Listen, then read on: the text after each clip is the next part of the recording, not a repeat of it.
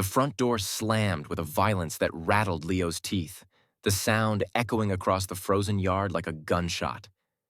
He stood in the snow, staring at the peeling paint of the trailer he'd called home for his entire 14 years. "Get out, and take your trash with you." Ray's voice was a slur of cheap whiskey and rage, veins likely bulging on his neck just like they always did. "I'm done feeding a useless mouth. Don't come back." Leo didn't beg. He didn't cry. At 14, pride was the only coat he had left, and right now, it was wearing thin against the biting Wyoming wind. He hitched his backpack higher, a worn-out JanSport containing nothing but a spare hoodie, a flashlight, and 2 library books, and turned his back on the only life he knew. The neighborhood was silent. He saw curtains twitch in the windows of the trailers nearby, but faces quickly turned away. No one wanted trouble with Ray. Leo was invisible, walking alone through the gathering dusk. He walked until his Converse sneakers felt like numb blocks of ice. The rail yard lay at the edge of town, a graveyard of steel and iron where freight cars waited for morning trains. He'd played here as a kid, ignoring the no trespassing signs. Now, with the temperature dropping and darkness settling like a heavy blanket, it looked different. It looked like a last resort. There it was. An old boxcar sitting isolated on a rusted siding track, clearly forgotten by the railroad company. It had been red once, but years of harsh winters had faded the paint to the color of dried blood, blending with the oxidized metal beneath. Weeds choked the wheels, proof that this thing wasn't moving anywhere. Leo approached it, his breath hitching in his chest. His heart hammered. What if it was locked? He grabbed the heavy latch. The sliding door resisted at first, frozen by rust and ice, then shrieked open 6 inches with a metal scream that made him wince. He pushed harder, just wide enough to slip through. Inside, total darkness and the smell of old wood and metal greeted him. It was empty. Blessedly empty. Leo slid the door shut, cutting off the wind but also the light. He curled up in the corner furthest from the door, knees pulled to his chest. The silence was heavy. For the first time, the adrenaline faded and the terrifying reality set in. He was 14. He was completely alone, and it was going to be a long, cold night. Gray dawn light filtered through the gaps in the wooden walls, waking Leo to a brutal reality. The boxcar was essentially a freezer. His breath puffed in white clouds, and his limbs were stiff.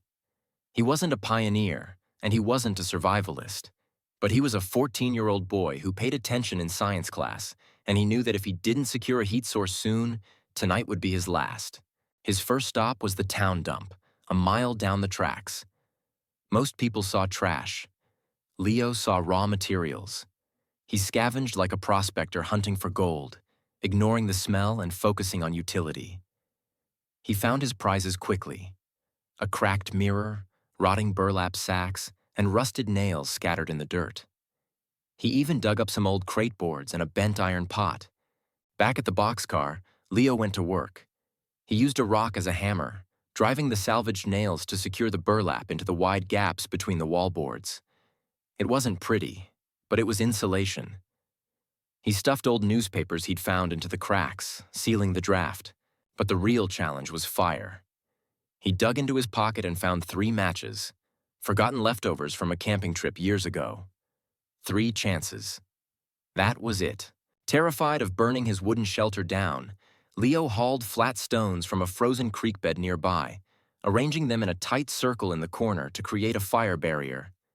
His hands shook as he struck the first match. The sulfur flared, catching the dry newspaper kindling. Success, or so he thought. Within minutes, the boxcar began to fill with thick gray smoke. Leo coughed, eyes watering, panic rising in his chest. The smoke had nowhere to go. He scrambled to the door, shoving it open to breathe. Think, he told himself.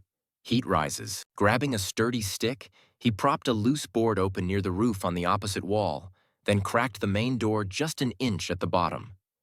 It created a cross draft. The physics worked perfectly. The boxcar became a chimney, pulling the smoke up and out while the heat radiated from the stones. Leo sat back, wiping soot from his face. The metal walls began to hold the warmth. He wasn't just a runaway anymore. He was an engineer of his own survival. By the third day, the adrenaline that had fueled Leo's initial construction efforts had burned off, leaving behind a gnawing, hollow emptiness in his stomach.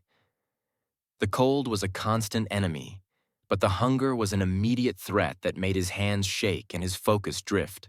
Leo knew he had to eat, but the thought of begging on Main Street made his skin crawl. He was a Hartford, and despite everything, he had pride.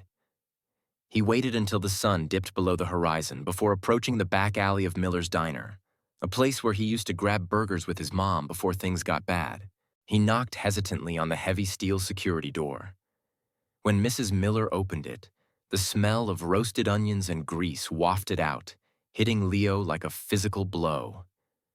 She looked at him, dirty hoodie, soot-stained face, and shivering, and her expression shifted from annoyance to a quiet, heartbreaking recognition. She knew about Ray. Everyone in town did. I can take out the trash or sweep the lot," Leo stammered, his voice cracking. "If you have any leftovers?" Mrs. Miller didn't smile, and she didn't offer him a pitying look that would have sent him running. Instead, she wiped her hands on her apron and shook her head. "I don't need sweeping, Leo, but I messed up a batch of beef stew. Scorched the bottom something awful. Can't serve it to paying customers." She disappeared and returned with a heavy plastic container. "You'd be doing me a favor taking this off my hands so I don't have to waste it." Leo took the container. It was warm. Back in the safety of the boxcar, he opened it. The stew wasn't burnt. It was rich, thick, and filled with tender chunks of beef and carrots. As he ate, tears finally leaked out, hot and fast. He understood the lie. She had fed his stomach without starving his dignity. But Leo knew charity wouldn't last forever. He needed a sustainable solution. He remembered the wire he'd scavenged from the dump and the foggy memories of his father teaching him to trap years ago, back when his father was still a sober man. Using the rusted wire, Leo fashioned crude loop snares and set them along the rabbit runs he'd spotted near the snowy creek bed. The next morning, checking the line required a new kind of courage. He found a rabbit caught in the wire. Gutting and skinning it with a dull pocket knife was messy, bloody work that made him gag, but he forced himself to do it. He saved the meat for the pot and the pelt to dry for insulation. Standing over the fire, cooking his own catch, Leo felt a shift deep inside. He wasn't just a kid hiding in a box anymore. He was a survivor providing for himself. January didn't just arrive. It attacked. The temperatures dropped so low that the air outside felt solid, and even the carefully managed fire in the corner struggled to push back the freezing dark. This was the season of silence, where the snow swallowed sound and the isolation became a physical weight. For a 14-year-old boy used to the noise of a high school hallway or the yelling of his parents, the silence was louder than any scream. To keep from losing his mind, Leo started talking to the only other person in the room, the boxcar itself. He named it the Iron Haven. "Bet you've seen some stuff, haven't you?" Leo would whisper, running his hand over the graffiti-scarred wood.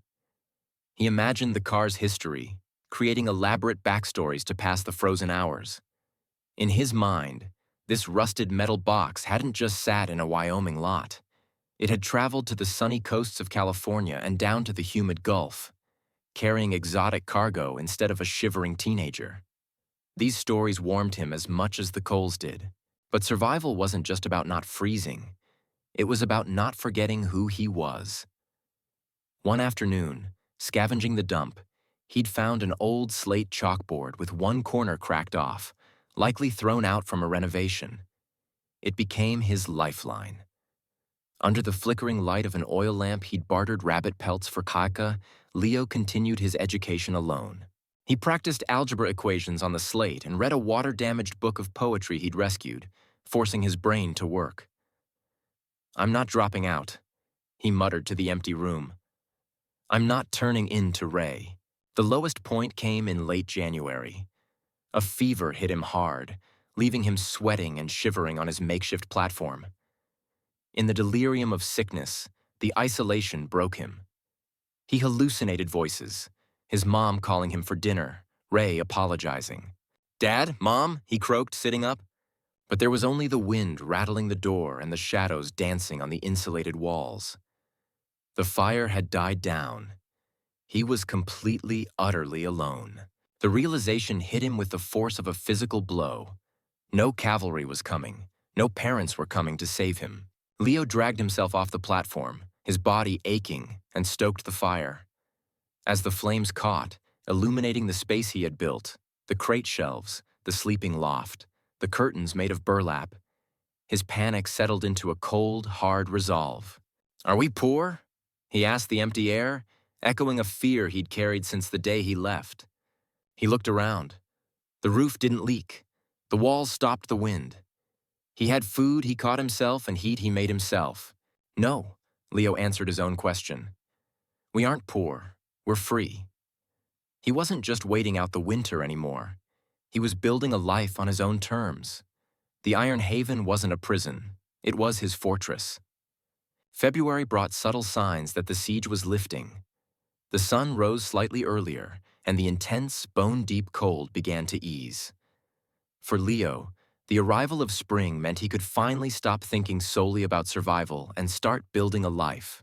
He didn't return to school immediately, but he started a hustle.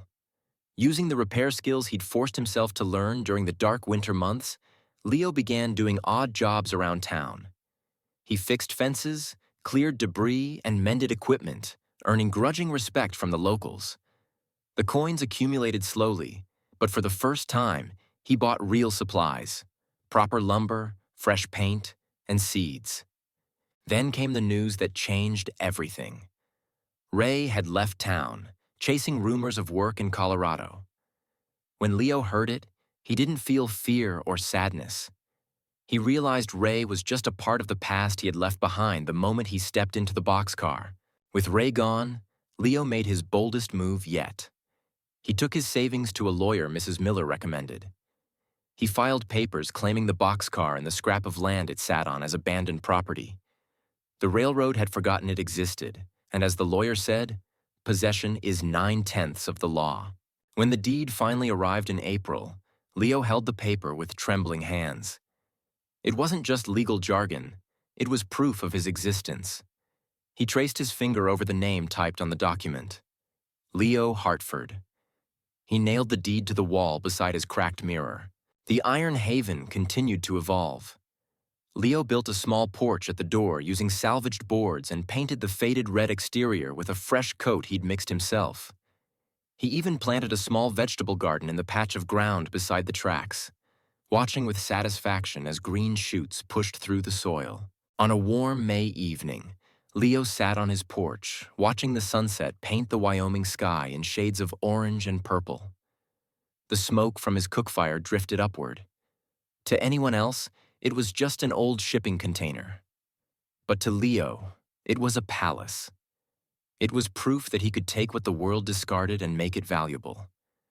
He realized then that home wasn't what parents gave you. It was what you built with your own hands and determination.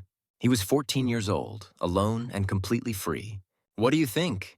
If you were 14 years old and kicked out of your house with nothing but a backpack, do you think you would have the courage to build a home from scratch like Leo?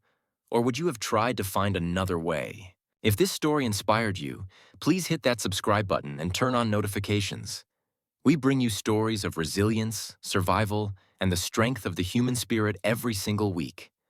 Don't miss the next chapter.